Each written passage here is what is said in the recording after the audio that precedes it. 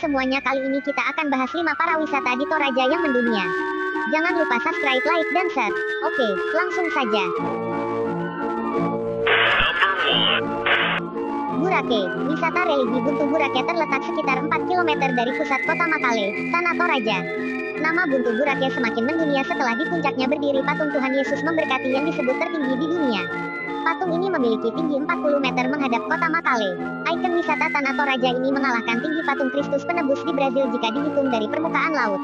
Dari kawasan Buntu Burake, wisatawan juga dapat menikmati pemandangan kota Makale dan gunung-gunung yang indah yang mengelilingi Toraja. Kampung Lolai terletak di Kecamatan Kapalapitu, Kabupaten Toraja Utara, Sulawesi Selatan. Kampung ini mulai dikenal karena banyaknya fotografer yang datang pada saat pemugaran tongkonan.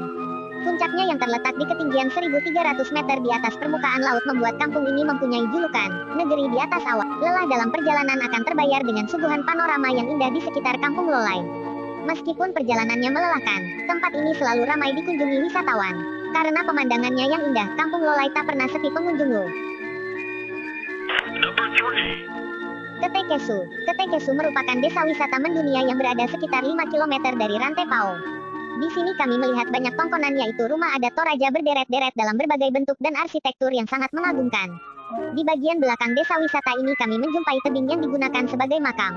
Kami terus berjalan menaiki tangga, kami melihat banyak peti mati tergantung di cerukan tebing dengan tengkorak berserakan di sekitarnya. Sedikit ke atas lagi kami melihat gua yang lumayan besar tempat mayat diletakkan.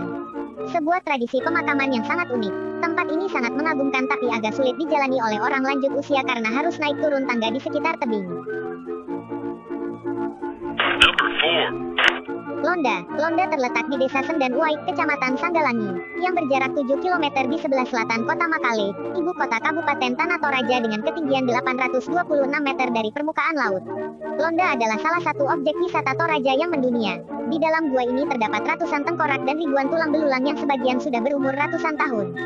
Terdapat juga peti-peti mati yang masih baru. Walaupun demikian, udara di dalam gua terasa sejuk dan tidak berbau.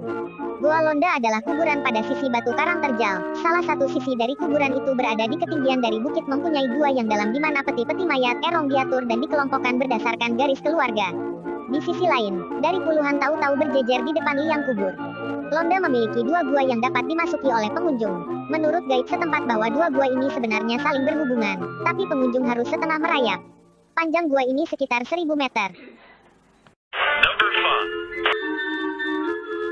Kuburan Bayi. Tanah Toraja adalah salah satu tujuan wisata terbaik di dunia. Dari Makassar, Tanah Toraja dapat diakses dengan 2 rute, yaitu darat dan udara. Rute darat membutuhkan waktu cukup lama, berkisar 8-9 jam.